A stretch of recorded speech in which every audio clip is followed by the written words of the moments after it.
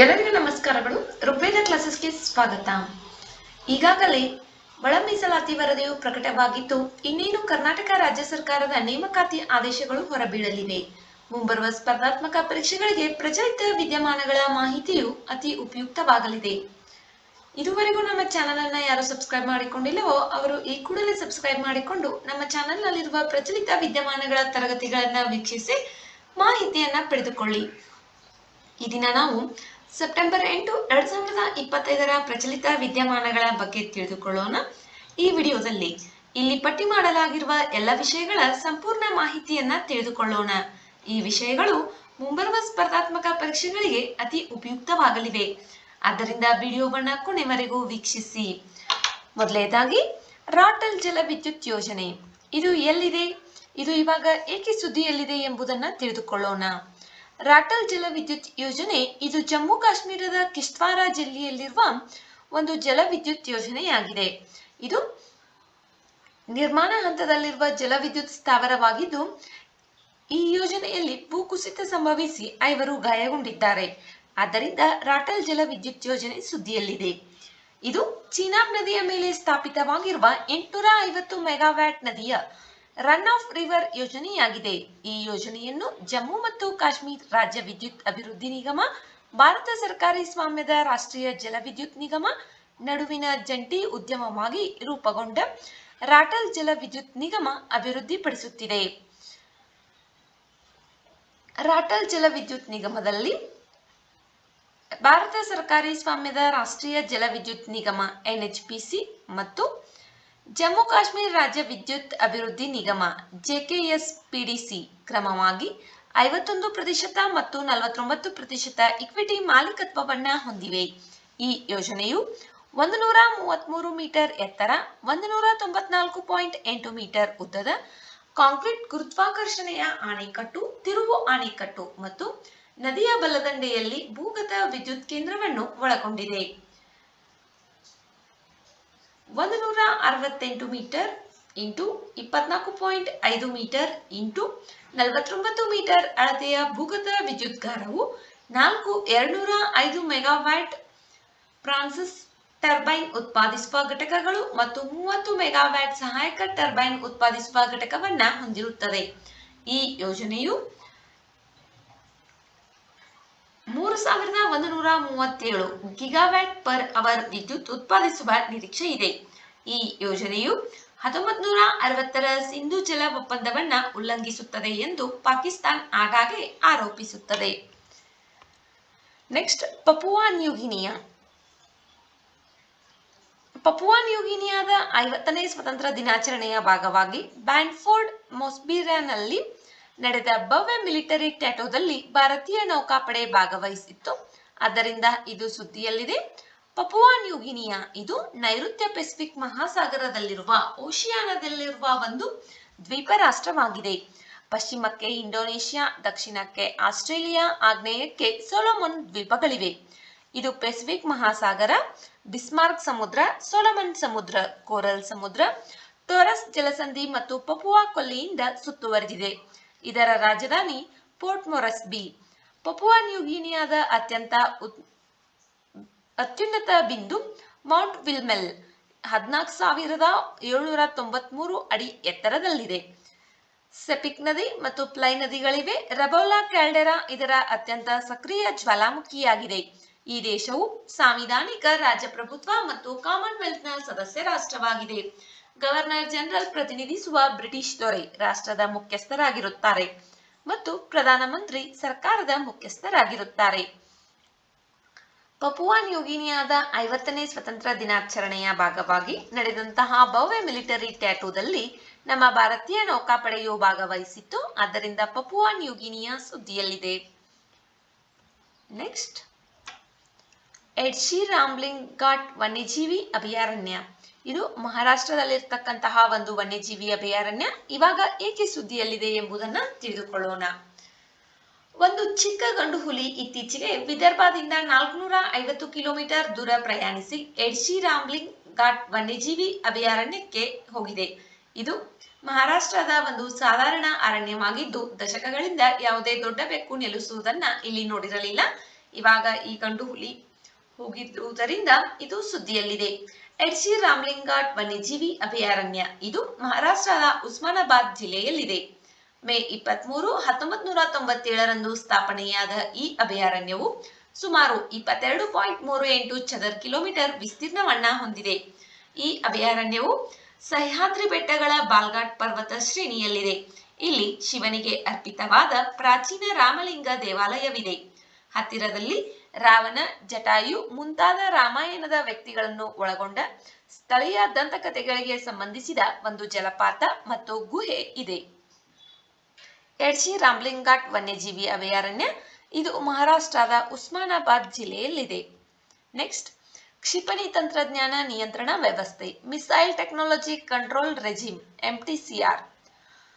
ಅಮೆರಿಕದ ಅಧ್ಯಕ್ಷರಾದಂತಹ Donald Trump ಅವರು 1987ರಲ್ಲಿ ಅತ್ಯಾಧುನಿಕ ರಿಪ್ಪರ್ ಶೈಲಿ ಮತ್ತು ಇತರ ಮುಂದುವರೆದ ಮಿಲಿಟರಿ ಡ್ರೋನ್ಗಳನ್ನು ವಿದೇಶಗಳಿಗೆ ಮಾರಾಟ ಮಾಡಲು ಸಹಿ ಹಾಕಿದ ಕ್ಷಿಪಣಿ ತಂತ್ರಜ್ಞಾನ ವ್ಯವಸ್ಥೆ ಒಪ್ಪಂದವನ್ನು ಏಕಪಕ್ಷೀಯವಾಗಿ ಮರು ವ್ಯಾಖ್ಯಾನಿಸುವ ನಿರೀಕ್ಷೆ ಇದೆ ಎಂದು ಅಮೆರಿಕದ ಅಧಿಕಾರಿಗಳು ತಿಳಿಸಿದ್ದಾರೆ.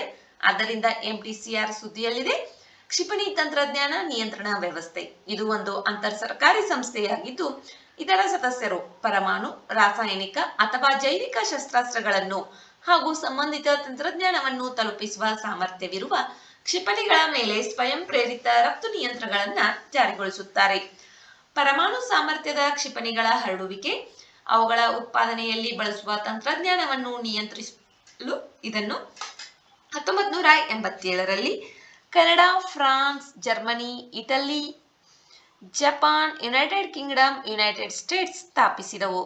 1993ರಲ್ಲಿ ಗುಂಪು ರಾಸಾಯನಿಕ, ಜೈವಿಕ ಶಸ್ತ್ರಾಸ್ತ್ರಗಳನ್ನು ಹೊತ್ತೊಯ್ಯುವ ಸಾಮರ್ಥ್ಯವಿರುವ ಕ್ಷಿಪಣಿಗಳನ್ನು ಸೇರಿಸಿಕೊಳ್ಳುವತ್ತ ತನ್ನ ಗಮನವನ್ನ ಇದು ವಿಸ್ತರಿಸಿತು. ಪ್ರಸ್ತುತ 35 ದೇಶಗಳು MTCRನ ಸದಸ್ಯರಾಗಿದ್ದಾರೆ. ಭಾರತವು ಜೂನ್ 27, 2016ರಂದು MTCRನ 35ನೇ ಸದಸ್ಯ ರಾಷ್ಟ್ರವಾಗಿದೆ. ಸದಸ್ಯ ರಾಷ್ಟ್ರಗಳು ಕ್ಷಿಪಣಿಗಳ ಮೇಲೆ ರಫ್ತು ನಿಯಂತ್ರಣಗಳನ್ನ ವಿಧಿಸಲು ಒಪ್ಪುತ್ತವೆ. ಇವುಗಳನ್ನು ರಾಕೆಟ್ ವ್ಯವಸ್ಥೆಗಳು ಮತ್ತು ಮಾನವರಹಿತ ವೈಮಾನಿಕ ವಾಹನ ವ್ಯವಸ್ಥೆಗಳು ಎಂದು ವ್ಯಾಖ್ಯಾನಿಸಲಾಗಿದೆ. ಜೊತೆಗೆ ಕ್ಷಿಪಣಿ ಉತ್ಪಾದನೆಗೆ ಸಂಬಂಧಿಸಿದಂತಹ ವಿವಿಧ ತಾಂತ್ರಿಕ ಘಟಕಗಳು ಮತ್ತು ಸಾಫ್ಟ್ವೇರ್ಗಳ ಉತ್ಪಾದನೆಗೂ ಇದನ್ನು ನೀಡಲಾಗಿದೆ. ಒಪ್ಪಂದದ ವ್ಯಾಪ್ತಿಗೆ ಬರುವ ಉಪಕರಣಗಳು, ಸಾಫ್ಟ್ವೇರ್ ಮತ್ತು ತಂತ್ರಜ್ಞಾನವನ್ನು ವರ್ಗ 1 ಮತ್ತು ವರ್ಗ 2 ಐಟಂಗಳಾಗಿ ವಿಂಗಡಿಸಲಾಗಿದೆ. ವರ್ಗ 1 ವಸ್ತುಗಳನ್ನ ಸಂಸ್ಥೆಯ ಮಾರ್ಗಸೂಚಿಗಳ ಅಡಿಯಲ್ಲಿ ಕಟ್ಟುನಿಟ್ಟಾಗಿ ನಿಯಂತ್ರಿಸಲಾಗುತ್ತದೆ. ಈ ವಸ್ತುಗಳು 500 ಕಿಲೋಗ್ರಾಂಗಳು ಅಥವಾ ಅದಕ್ಕಿಂತ ಹೆಚ್ಚಿನ ತೂಕದ ಸಿಡಿತಲೆಗಳನ್ನು 3000 ಕಿಲೋಮೀಟರ್ ಸೆಕೆಂಡ್ಗಿಂತ ಹೆಚ್ಚಿನ ವ್ಯಾಪ್ತಿಗೆ ತಲುಪಿಸುವ ಸಾಮರ್ಥ್ಯವಿರುವ ಕ್ಷಿಪಣಿಗಳಾಗಿವೆ. ಜೊತೆಗೆ ಎಂಜಿನ್ಗಳು ಮತ್ತು ಮರುಪ್ರವೇಶ ವಾಹನಗಳಂತಹ ಇವುಗಳ ಪ್ರಮುಖ ಉಪವ್ಯವಸ್ಥೆಗಳಾಗಿವೆ. ಸದಸ್ಯ ರಾಷ್ಟ್ರಗಳು ಪ್ರೊಪಲ್ಷನ್ ಮತ್ತು ಉಡಾವಣಾ ಘಟಕಗಳಂತಹ ಕಡಿಮೆ ಸೂಕ್ಷ್ಮವೆಂದು ಪರಿಗಣಿಸಲಾದ ವರ್ಗ 2 ವಸ್ತುಗಳ ವರ್ಗಾವಣೆಗೆ ಸಂಬಂಧಿಸಿದಂತೆ ಹೆಚ್ಚಿನ ವಿವೇಚನೆಯನ್ನು ಹೊಂದಿವೆ. ಪೇಲೋಡ್ ಅನ್ನು ಲೆಕ್ಕಿಸಿದರೆ ಕನಿಷ್ಠ 300 ಕಿಲೋಮೀಟರ್ ವ್ಯಾಪ್ತಿಯನ್ನು ಹೊಂದಿರುವ ಕ್ಷಿಪಣಿ ವ್ಯವಸ್ಥೆಗಳು ಇದಾಗಿವೆ. MTCR ಮಾರ್ಗಸೂಚಿಗಳು ಅದರ ಸದಸ್ಯರು ಅಳವಡಿಸಿಕೊಂಡ ಅಂತಾರಾಷ್ಟ್ರೀಯ ಒಪ್ಪಂದಕ್ಕಿಂತ ಹೆಚ್ಚಾಗಿ ಆಯ್ದ ದೇಶಗಳ ಗುಂಪು ನಿಗದಿಪಡಿಸಿದ ಅನೌಪಚಾರಿಕ ಮಾನದಂಡವಾಗಿದೆ. ಈ ಒಪ್ಪಂದವು ಯಾವುದೇ ಕಾನೂನುಬದ್ಧ ನಿಬಂಧನೆಗಳನ್ನು ಅಥವಾ ಆಡಳಿತ ವ್ಯಾಪ್ತಿಯ ಅನುಸರಣಾ ಕಾರ್ಯವಿಧಾನಗಳನ್ನು ಹೊಂದಿಲ್ಲ.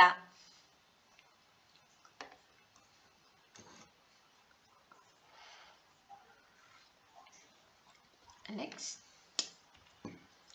ಭಿನ್ನಾಭಿಪ್ರಾಯಗಳು ಎದುರಾದರೆ ಸದಸ್ಯ ರಾಷ್ಟ್ರಗಳು ಸಮಸ್ಯೆಯನ್ನು ಸ್ಪಷ್ಟಪಡಿಸಲು ದ್ವಿಪಕ್ಷೀಯವಾಗಿ ಸಮಾಲೋಚಿಸಬಹುದು. MTCRನ ವಾರ್ಷಿಕ ನೀತಿ ಮಟ್ಟದ ಸಮಗ್ರ ಸಭೆಯಲ್ಲಿ ತಮ್ಮ ಕಳವಳಗಳನ್ನು ಮಂಡಿಸಬಹುದು. ಒಪ್ಪಂದವು MTCRನ ಅಳವಡಿಸಿಕೊಂಡ ಮಾನದಂಡಗಳನ್ನು ಉಲ್ಲಂಘಿಸುವುದಕ್ಕೆ ಯಾವುದೇ ಕಾನೂನು ಪರಿಣಾಮಗಳನ್ನು ವಿವರಿಸದಿದ್ದರೂ MTCR ಒಪ್ಪಂದದಿಂದ ನಿರ್ಬಂಧಿಸಲ್ಪಟ್ಟ ವಸ್ತುಗಳನ್ನು ರಫ್ತು ಮಾಡುವ ಯಾವುದೇ ರಾಷ್ಟ್ರಗಳ ವಿರುದ್ಧ ನಿರ್ಬಂಧಗಳನ್ನು ಜಾರಿಗೆ ತರಲು ಅಮೆರಿಕ ಸರ್ಕಾರವು ಕಾನೂನನ್ನ ಅಂಗೀಕರಿಸಿದೆ. ಹಾಗಾದರೆ ನಾವು MTCRಗೆ ಏಕೆ ಸೇರಬೇಕು? MTCRಗೆ ಸೇರ್ಪಡೆಗೊಳ್ಳುವುದರಿಂದ ಸದಸ್ಯ ರಾಷ್ಟ್ರಗಳಿಗೆ ಅಂತಾರಾಷ್ಟ್ರೀಯ ಕಾನೂನು ಬದ್ಧತೆ ದೊರೆಯುತ್ತದೆ. ಕ್ಷಿಪಣಿಗಳ ಪ್ರಸರಣ ಮಾಡದಿರುವಿಕೆಗೆ ಬೆಂಬಲವನ್ನ ಸೂಚಿಸುತ್ತದೆ.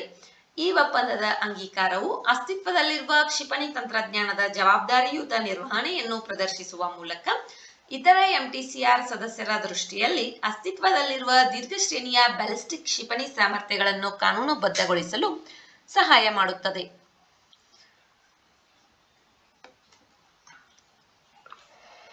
ಎಂಟಿಸಿಆರ್ ಇದಕ್ಕೆ ಭಾರತವು ಕೂಡ ಸದಸ್ಯ ರಾಷ್ಟ್ರವಾಗಿದೆ. ನೆಕ್ಸ್ಟ್, WHO ಮಾದರಿ ಅಗತ್ಯ ಔಷಧಿಗಳ ಪಟ್ಟಿಗಳು. WHO model list of essential medicines.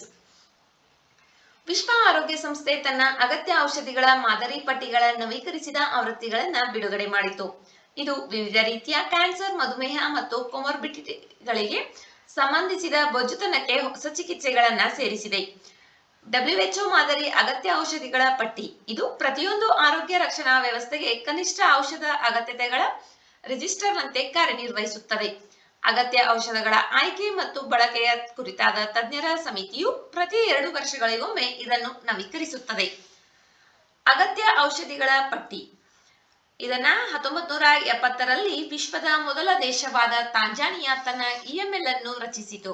ನಂತರ 1975ರಲ್ಲಿ ವಿಶ್ವ ಆರೋಗ್ಯ ಸಭೆಯು ಸದಸ್ಯ ರಾಷ್ಟ್ರಗಳಿಗೆ ಅಗತ್ಯ ಔಷಧಿಗಳನ್ನು ಆಯ್ಕೆ ಮಾಡುವ ಮತ್ತು ಸಂಗ್ರಹಿಸುವಲ್ಲಿ ಸಹಾಯ ಮಾಡುವಂತೆ WHO ಅನ್ನ ವಿನಂತಿಸಿತು. ಇದರಿಂದಾಗಿ ಉತ್ತಮ ಗುಣಮಟ್ಟವು ಸಮಂಜಸವಾದ ಬೆಲೆಯಲ್ಲಿ ದೊರೆಯುತ್ತದೆ. ತರುವಾಯ 1977ರಲ್ಲಿ ಅಗತ್ಯ ಔಷಧಿಗಳ ಮೊದಲ WHO ಮಾದರಿ ಪಟ್ಟಿಯನ್ನ ಪ್ರಕಟಿಸಲಾಯಿತು. ಇದರಲ್ಲಿ 186 ಔಷಧಿಗಳಿದ್ದವು. ಸಾರ್ವಜನಿಕರ ಆರೋಗ್ಯದ ಪ್ರಸ್ತುತತೆ, ಪ್ರಯೋಜನಗಳು ಮತ್ತು ಹಾನಿಗಳ ಪುರಾವೆಗಳು ಮತ್ತು ವೆಚ್ಚಗಳು ಕೈಗೆಟುಕುವಿಕೆ ಇತರ ಸಂಬಂಧಿತ ಅಂಶಗಳನ್ನ ಪರಿಗಣಿಸಿ WHO ಅಗತ್ಯ ಔಷಧಿಗಳನ್ನ ಆಯ್ಕೆ ಮಾಡುತ್ತದೆ. ಜಾಗತಿಕವಾಗಿ 150ಕ್ಕೂ ಹೆಚ್ಚು ದೇಶಗಳು WHO ಮಾದರಿ ಪಟ್ಟಿಯನ್ನು ಆಧರಿಸಿ ರಾಷ್ಟ್ರೀಯ ಅಗತ್ಯ ಔಷಧಿಗಳ ಪಟ್ಟಿಯನ್ನು ಹೊಂದಿವೆ. ಹಾಗಾದರೆ ಅಗತ್ಯ ಔಷಧಿಗಳು ಅಂದರೆ ಯಾವುವು? ವಿಶ್ವ ಆರೋಗ್ಯ ಸಂಸ್ಥೆಯ ಪ್ರಕಾರ ಅಗತ್ಯ ಔಷಧಿಗಳು ಜನಸಂಖ್ಯೆಯ ಆದ್ಯತೆಯ ಆರೋಗ್ಯ ರಕ್ಷಣಾ ಅಗತ್ಯಗಳನ್ನು ಪೂರೈಸುವ ಔಷಧಿಗಳಾಗಿವೆ. ರೋಗದ ಹರಡುವಿಕೆ, ಪರಿಣಾಮಕಾರಿತ್ವ, ಸುರಕ್ಷತೆ ಮತ್ತು ಔಷಧಿಗಳ ತುಲನಾತ್ಮಕ ವೆಚ್ಚ ಪರಿಣಾಮಕಾರಿತ್ವವನ್ನ ಪರಿಗಣಿಸಿ ಈ ಪಟ್ಟಿಯನ್ನ ಮಾಡಲಾಗಿದೆ. ಅಂತಹ ಔಷಧಿಗಳು ಸಾಕಷ್ಟು ಪ್ರಮಾಣದಲ್ಲಿ, ಸೂಕ್ತ ಡೋಸೇಜ್ ರೂಪಗಳಲ್ಲಿ ಮತ್ತು ಸಾಮರ್ಥ್ಯಗಳಲ್ಲಿ ಖಚಿತವಾದ ಗುಣಮಟ್ಟದೊಂದಿಗೆ ಲಭ್ಯವಾಗುವಂತೆ ಉದ್ದೇಶಿಸಲಾಗಿದೆ. ಇವು ಒಬ್ಬ ವ್ಯಕ್ತಿ ಅಥವಾ ಸಮುದಾಯವು ನಿಭಾಯಿಸಬಲ್ಲ ರೀತಿಯಲ್ಲಿ ಲಭ್ಯವಿರಬೇಕು. ನೆಕ್ಸ್ಟ್, ಪಾವಗಡ್ ಕಾಳಿಕಾ ಮಾತಾ ದೇವಾಲಯ. ಇದು ಗುಜರಾತ್ನಲ್ಲಿರುವಂತಹ ಒಂದು ದೇವಾಲಯವಾಗಿದೆ. ಇದು ಇವಾಗ ಏಕೆ ಸುದ್ದಿಯಲ್ಲಿದೆ ಎಂಬುದನ್ನು ತಿಳಿದುಕೊಳ್ಳೋಣ. ಗುಜರಾತ್ನ ಪಂಚಮಹಲ್ ಜಿಲ್ಲೆಯ ಪಾವಗಡ್ ಪ್ರದೇಶದಲ್ಲಿ ಕಾಳಿಕಾ ಮಾತಾ ದೇವಸ್ಥಾನದಲ್ಲಿ ಸಾಮಗ್ರಿ ಸಾಗಣೆಗೆ ಉದ್ದೇಶಿಸಲಾದ ರೋಪ್ವೇಯ ಕೇಬಲ್ ವೈರ್ ತುಂಡಾಗಿ ಕೇಬಲ್ ಕಾರು ನೆಲಕ್ಕೆ ಅಪ್ಪಳಿಸಿದ ಪರಿಣಾಮ 6 ಜನರು ಸಾವನ್ನಪ್ಪಿದ್ದಾರೆ. ಆದ್ದರಿಂದ ಈ ದೇವಾಲಯ ಸುದ್ದಿಯಲ್ಲಿದೆ. ಪಾವಗಡ್ ಕಾಳಿಕಾ ಮಾತಾ ದೇವಸ್ಥಾನ ಇದು ಹಿಂದೂ ದೇವಾಲಯವಾಗಿದ್ದು ಸಂಕೀರ್ಣ ಮತ್ತು ಯಾತ್ರಾ ಕೇಂದ್ರವಾಗಿದೆ. ಇಲ್ಲಿಯ ಪ್ರಧಾನ ದೇವತೆ ಮಾ ಕಾಳಿ ಅಥವಾ ಕಾಳಿಕಾ ಮಾತಾ ಒಂದು ದುರ್ಗಾ ಶಕ್ತಿ ದೇವಿಯ ರೂಪವಾಗಿದೆ. ಇದು ಭಾರತದ 51 ಶಕ್ತಿಪೀಠಗಳಲ್ಲಿ ಒಂದಾಗಿದೆ. ಸಮುದ್ರ ಮಟ್ಟದಿಂದ 762 ಮೀಟರ್ ಎತ್ತರದಲ್ಲಿರುವ ಇದು ದಟ್ಟವಾದ ಅರಣ್ಯದಿಂದ ಆವೃತವಾದ ಬಂಡೆಯ ಮೇಲೆ ನೆಲೆಗೊಂಡಿದೆ.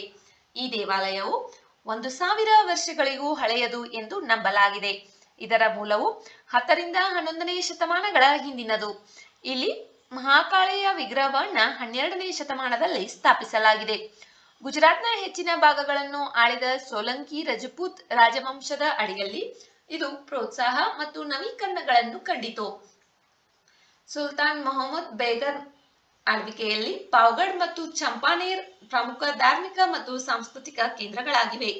ಇಂದು ಈ ದೇವಾಲಯವು ಚಂಪಾನೇರ್ ಪಾವಗಡ್ ಪುರಾತತ್ವ ಉದ್ಯಾನವನದ ಒಂದು ಭಾಗವಾಗಿದೆ. ಇದನ್ನು 2004ರಲ್ಲಿ ಯುನೆಸ್ಕೋ ವಿಶ್ವ ಪರಂಪರೆಯ ತಾಣವೆಂದು ಘೋಷಿಸಲಾಯಿತು.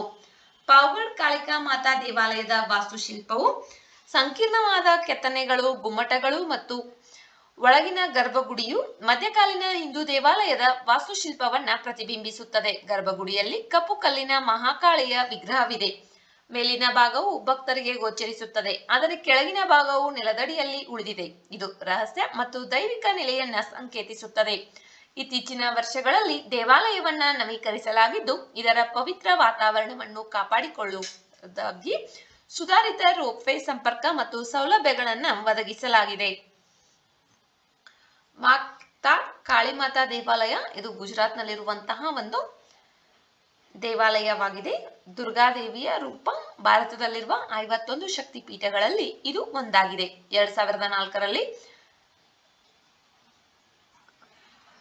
ಈ ದೇವಾಲಯವಿರತಕ್ಕಂತಹ ಚಂಪಾನೇರ್ ಪಾವಗಡ್ ಪುರಾತತ್ವ ಉದ್ಯಾನವನವು 2004ರಲ್ಲಿ ಯುನೆಸ್ಕೋ ವಿಶ್ವ ಪರಂಪರೆಯ ತಾಣವೆಂದು ಘೋಷಿಸಲಾಗಿದೆ.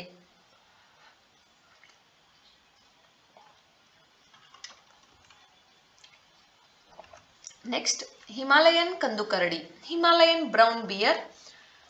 ಉತ್ತರಾಖಂಡದ ನೇಲೋಂಗ್ ಮತ್ತು ಜಾದುಂಗ್ ಕಣಿವೆಗಳಲ್ಲಿ ಹಿಮಾಲಯದ ಕಂದುಕರಡಿಯೊಂದು ತನ್ನ ಕುಟುಂಬದೊಂದಿಗೆ ಕಾಣಿಸಿಕೊಂಡಿದ್ದು, ಇದು ಗಂಗೋತ್ರಿ ರಾಷ್ಟ್ರೀಯ ಉದ್ಯಾನವನದಲ್ಲಿ ಸಂಭ್ರಮವನ್ನ ಹುಟ್ಟುಹಾಕಿದೆ.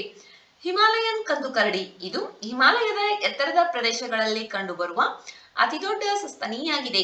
ಇದು ಅತ್ಯಂತ ಪ್ರಾಚೀನ ಕಂದುಕರಡಿ ವಂಶಾವಳಿಗಳಲ್ಲಿ ಒಂದಾಗಿದೆ. ಇದರ ವೈಜ್ಞಾನಿಕ ಹೆಸರು ಉರ್ಸುಸ್ ಆರ್ಕ್ಟೋಸ್ ಇಸಾಬೆಲಿನಸ್. ಇದನ್ನು ಹಿಮಾಲಯನ್ ಕೆಂಪು ಕರಡಿ ಮತ್ತು ಇಸಾಬೆಲಿಸ್ ಕರಡಿ ಎಂದು ಕೂಡ ಕರೆಯಲಾಗುತ್ತದೆ. ಲಡಾಖಿ ಭಾಷೆಯಲ್ಲಿ ಇದನ್ನ ಡೆನ್ಮೋ ಎಂದು ಕರೆಯಲಾಗುತ್ತದೆ. ಕರಡಿಯು ನೇರವಾಗಿ ನಡೆಯುವ ಸಾಮರ್ಥ್ಯವು ಬಹುಶಃ ಏತಿ ಅಥವಾ ಅಸಹ್ಯಕರ ಹಿಮಮಾನವ ಎಂಬ ದಂತಕಥೆಗೆ ಕಾರಣವಾಗಿರಬಹುದು. ಹಿಮಾಲಯನ್ ಕಂದುಕರಡಿಗಳು ಪಾಕಿಸ್ತಾನ್, ಭಾರತ, ನೇಪಾಳ, ಚೀನಾದ ಟಿಬೆಟಿಯನ್ ಸ್ವಾಯತ್ತ ಪ್ರದೇಶ ಮತ್ತು ಭೂತಾನ್ ಸೇರಿದಂತೆ ವಾಯವ್ಯ ಮತ್ತು ಮಧ್ಯ ಹಿಮಾಲಯದಲ್ಲಿ ಕಂಡುಬರುತ್ತವೆ. ಇವು ಮರದ ರೇಖೆಯ ಮೇಲೆ ಸಮುದ್ರ ಮಟ್ಟದಿಂದ 3000ರಿಂದ 5500 ಮೀಟರ್ ನಡುವೆ ಕಂಡುಬರುತ್ತವೆ. ಭಾರತದಲ್ಲಿ ಈ ಪ್ರಭೇದವು ಜಮ್ಮು ಮತ್ತು ಕಾಶ್ಮೀರ, ಹಿಮಾಚಲ ಪ್ರದೇಶ, ಉತ್ತರಾಖಂಡದ ವಿಘಟಿತ ಆಲ್ಪೈನ್ ಮತ್ತು ಸಬಾಲ್ಪೈನ್ ಆವಾಸ ಸ್ಥಾನಗಳಲ್ಲಿ ಸಣ್ಣ ಪ್ರತ್ಯೇಕ ಜನಸಂಖ್ಯೆಯಲ್ಲಿ ಅಸ್ತಿತ್ವದಲ್ಲಿವೆ.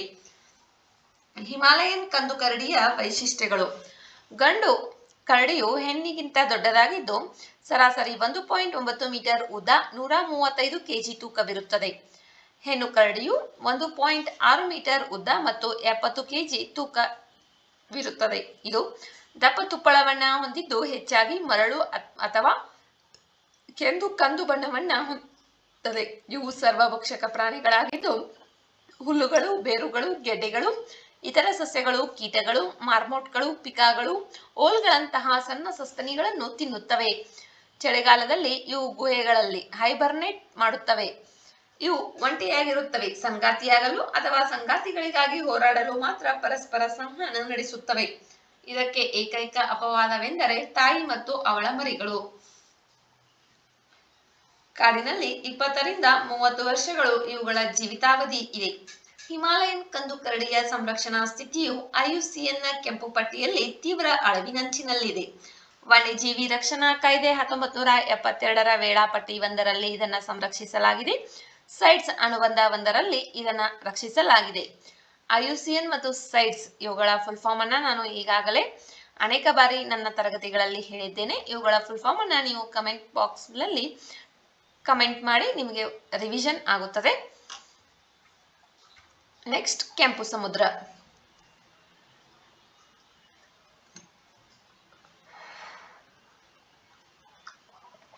ಕೆಂಪು ಸಮುದ್ರದಲ್ಲಿ ಇತ್ತೀಚೆಗೆ ಸಮುದ್ರದೊಳಗಿನ ಕೇಬಲ್ ಕಡಿತಗೊಂಡಿದ್ದರಿಂದ ಏಷ್ಯಾ ಮತ್ತು ಮಧ್ಯಪ್ರಾಚ್ಯದ ಕೆಲವು ಭಾಗಗಳಲ್ಲಿ ಇಂಟರ್ನೆಟ್ ಪ್ರವೇಶದಲ್ಲಿ ಅಡ್ಡಿ ಉಂಟಾಗಿದೆ. ಕೆಂಪು ಸಮುದ್ರ ಇದು ಆಫ್ರಿಕಾ ಮತ್ತು ಏಷ್ಯಾದ ನಡುವಿನ ಹಿಂದೂ ಮಹಾಸಾಗರದ ಅರೆ ಸುತ್ತುವರೆದ ಒಳಹರಿವು ಆಗಿದೆ. ಇದು ಅಡೆನ್ ಕೊಲ್ಲಿ ಮತ್ತು ಬಾಬಾ ಎಲ್ ಮಂಡೇಬ್ನ ಕಿರಿದಾದ ಜಲಸಂಧಿಯ ಮೂಲಕ ದಕ್ಷಿಣಕ್ಕೆ ಅರೇಬಿಯನ್ ಸಮುದ್ರ ಮತ್ತು ಹಿಂದೂ ಮಹಾಸಾಗರಕ್ಕೆ ಸಂಪರ್ಕವನ್ನ ಹೊಂದಿದೆ. ಕೆಂಪು ಸಮುದ್ರದ ಉತ್ತರ ಭಾಗವನ್ನು ಸಿನಾಯ್ ಪರ್ಯಾಯ ದ್ವೀಪವು ಅಕಾಬಾ ಕೊಲ್ಲಿ ಮತ್ತು ಸುಯೇಜ್ ಕೊಲ್ಲಿ ಎಂದು ವಿಭಜಿಸುತ್ತದೆ. ಇಲ್ಲಿ ಇದು ಪ್ರಸಿದ್ಧ ಸುಯೇಜ್ ಕಾಲುವೆಯ ಮೂಲಕ ಮೆಡಿಟರೇನಿಯನ್ ಸಮುದ್ರಕ್ಕೆ ಸಂಪರ್ಕವನ್ನ ಹೊಂದಿದೆ. ಇದು ಬಿಸಿ ಮತ್ತು ಉಪ್ಪು ನೀರಿಗೆ ಹೆಸರುವಾಸಿಯಾಗಿದೆ. ಯುರೋಪ್ ಮತ್ತು ಏಷ್ಯಾ ನಡುವಿನ ನಿರ್ಣಾಯಕ ಸಮುದ್ರ ಮಾರ್ಗವಾಗಿದೆ. ಕೆಂಪು ಸಮುದ್ರದ ವಿಶಿಷ್ಟ ಬಣ್ಣ ಬದಲಾವಣೆಗಳು ಪಾಚಿ ಹೂಗಳಂತಾಗಿವೆ. ಭೂವೈಜ್ಞಾನಿಕವಾಗಿ ಇದು ಅರೇಬಿಯನ್ ಮತ್ತು ಉತ್ತರ ಆಫ್ರಿಕಾದ ಟೆಕ್ಟಾನಿಕ್ ಪ್ಲೇಟ್ಗಳ ನಡುವಿನ ದೋಷ ತಗ್ಗಲಿದೆ. Egypt, Saudi Arabia, Yemen, Sudan, Eritrea, Djibouti ಗಡಿ ರಾಷ್ಟ್ರಗಳಾಗಿವೆ. ಪೆಟ್ರೋಲಿಯಂ ನಿಕ್ಷೇಪಗಳು, ಆವಿಯಾಗುವ ನಿಕ್ಷೇಪಗಳು, ಗಂಧಕ, ಫಾಸ್ಫೇಟ್ ಮತ್ತು ಭಾರಲೋಹಗಳ ನಿಕ್ಷೇಪಗಳು ಕೆಂಪು ಸಮುದ್ರ ಪ್ರದೇಶದಲ್ಲಿ ಈ 5 ಪ್ರಮುಖ ವಿಧದ ಖನಿಜ ಸಂಪನ್ಮೂಲಗಳು ಕಂಡುಬರುತ್ತವೆ. ಅಕಾಬಾ ಕೊಲ್ಲಿಯ ಬಾಯಿಯ ಬಳಿ ಇರುವ ತಿರಾನ್ ದ್ವೀಪ ಮತ್ತು ಸುಯೇಜ್ ಕೊಲ್ಲಿಯ ಪ್ರವೇಶ ದ್ವಾರದಲ್ಲಿರುವ ಶಾದ್ಮಾನಾ ದ್ವೀಪ ಇಲ್ಲಿರುವ ದ್ವೀಪಗಳಾಗಿವೆ. ನೆಕ್ಸ್ಟ್, ಅಧಿಸೂಚಿತ ರೋಗಗಳು, ನೋಟಿಫೈಯಬಲ್ ಡಿಸೀಸಸ್. ಭಾರತದಲ್ಲಿ ಕ್ಯಾನ್ಸರ್ ಅನ್ನು ಅಧಿಸೂಚಿತ ಕಾಯಿಲೆ ಎಂದು ಘೋಷಿಸುವ ಇತ್ತೀಚಿನ ಸಂಸದೀಯ ಸಮಿತಿಯ ಶಿಫಾರಸನ್ನು ನ್ಯೂಯಾರ್ಕ್ ಮೂಲದ ಖ್ಯಾತ ಆಂಕಾಲಜಿಸ್ಟ್ ಸ್ವಾಗತಿಸಿದ್ದಾರೆ. ಏನಿದು ಅಧಿಸೂಚಿತ ರೋಗ? ಕಾನೂನಿನ ಪ್ರಕಾರ ಸರ್ಕಾರಿ ಅಧಿಕಾರಿಗಳಿಗೆ ವರದಿ ಮಾಡಬೇಕಾದ ರೋಗಗಳನ್ನ ಅಧಿಸೂಚಿತ ರೋಗಗಳು ಎಂದು ಕರೆಯಲಾಗುತ್ತದೆ. ಪರಿಣಾಮಕಾರಿ ಅಧಿಸೂಚನೆಯು ಅಧಿಕಾರಿಗಳಿಗೆ ರೋಗವನ್ನ ಮೇಲ್ವಿಚಾರಣೆ ಮಾಡಲು ಅನುವು ಮಾಡಿಕೊಡುತ್ತದೆ. ಸಂಭವನೀಯ ಏಕಾಏಕಿ ಸಂಭವಿಸುವಿಕೆಯ ಬಗ್ಗೆ ಮುಂಚಿನ ಎಚ್ಚರಿಕೆಯನ್ನ ನೀಡುತ್ತದೆ. ಅಧಿಸೂಚಿತ ರೋಗ ಎಂದರೆ ರೋಗದ ತಡೆಗಟ್ಟುವಿಕೆ ಮತ್ತು ನಿಯಂತ್ರಣಕ್ಕಾಗಿ ವೈಯಕ್ತಿಕ ಪ್ರಕರಣಗಳ ಬಗ್ಗೆ ನಿಯಮಿತ ಮತ್ತು ಸಕಾಲಿಕ ಮಾಹಿತಿ ಅಗತ್ಯವೆಂದು ಪರಿಗಣಿಸಲಾಗಿದೆ. ರೋಗವನ್ನ ಅಧಿಸೂಚಿತ ಎಂದು ಘೋಷಿಸಲು ಇದರ ರಾಜ್ಯ ಜಿಲ್ಲಾ ವ್ಯಾಪ್ತಿಯನ್ನ ಮಾನದಂಡವಾಗಿ ಪರಿಗಣಿಸಬಹುದು. ಆ ರೋಗದ ತೀವ್ರತೆಯನ್ನ, ಸಂವಹನ ಸಾಮರ್ಥ್ಯ ಅಥವಾ ಏಕಾಏಕಿ ಹರಡುವ ಸಾಮರ್ಥ್ಯ, ಅಂತಾರಾಷ್ಟ್ರೀಯ ಮಟ್ಟದಲ್ಲಿ ಹರಡುವ ಗಮನಾರ್ಹ ಅಪಾಯ, ಪ್ರಕರಣಗಳ ಸಾಮಾಜಿಕ ಆರ್ಥಿಕ ವೆಚ್ಚಗಳು, ಅದರಗಳನ್ನ ತಡೆಗಟ್ಟುವಿಕೆ, ಅದರ ಮಾದರಿ ಬದಲಾಗುತ್ತಿದ್ದರೆ ಅದಕ್ಕೆ ಪುರಾವೆಗಳು, ಇವೆಲ್ಲ ಮಾನದಂಡಗಳನ್ನ ಬಳಸಿಕೊಂಡು ರೋಗವನ್ನ ಅಧಿಸೂಚಿತ ಎಂದು ಘೋಷಿಸಬಹುದು. ಬೇರೆ ರೀತಿಯಲ್ಲಿ ಹೇಳುವುದಾದರೆ ಸಾರ್ವಜನಿಕ ಆರೋಗ್ಯಕ್ಕೆ ಗಂಭೀರ ಅಪಾಯವೆಂದು ಪರಿಗಣಿಸಲಾದ ರೋಗಗಳನ್ನ ಅಧಿಸೂಚಿತ ರೋಗಗಳ ಪಟ್ಟಿಯಲ್ಲಿ ಸೇರಿಸಲಾಗುತ್ತದೆ. ಆದ್ದರಿಂದ ಅಧಿಸೂಚಿತ ರೋಗಗಳ ಪಟ್ಟಿಯು ಆಗಾಗ ಬದಲಾಗುತ್ತಾ ಇರುತ್ತದೆ. ವೈದ್ಯಕೀಯ ವೃತ್ತಿಪರರು ಮತ್ತು ರೋಗ ನಿರ್ಣಯ ಪ್ರಯೋಗಾಲಯಗಳು ಅಧಿಸೂಚಿತ ರೋಗಗಳ ಪ್ರಕರಣಗಳ ಬಗ್ಗೆ ಸ್ಥಳೀಯ ಆರೋಗ್ಯ ಇಲಾಖೆಗೆ ತಿಳಿಸಬೇಕಾಗುತ್ತದೆ. ಭಾರತದಲ್ಲಿ ರಾಜ್ಯ ಸರ್ಕಾರವು ತಮ್ಮ ಪ್ರದೇಶದ ವೈದ್ಯಾಧಿಕಾರಿಗೆ ಯಾವ ರೋಗವನ್ನು ವರದಿ ಮಾಡಬೇಕು ಮತ್ತು ಆ ರೋಗಗಳನ್ನು ತಿಳಿಸಬೇಕು ಎಂಬುದನ್ನು ನಿರ್ಧರಿಸುವ ಜವಾಬ್ದಾರಿಯನ್ನ ಹೊಂದಿದೆ. ಸರ್ಕಾರ ಮತ್ತು ಪ್ರಾದೇಶಿಕ ಅಧಿಕಾರಿಗಳು ಭಾರತದಲ್ಲಿ ಅಧಿಸೂಚಿತ ರೋಗಗಳ ಪಟ್ಟಿಯನ್ನು ನಿರ್ವಹಿಸುತ್ತಾರೆ. ಇದು ಹೊಸ ರೋಗಗಳನ್ನು ಸೇರಿಸಿದಂತೆ ಅಥವಾ ಅಸ್ತಿತ್ವದಲ್ಲಿರುವ ರೋಗಗಳನ್ನು ತೆಗೆದುಹಾಕಿದಂತೆ ಬದಲಾವಣೆಗೆ ಒಳಪಟ್ಟಿರುತ್ತದೆ.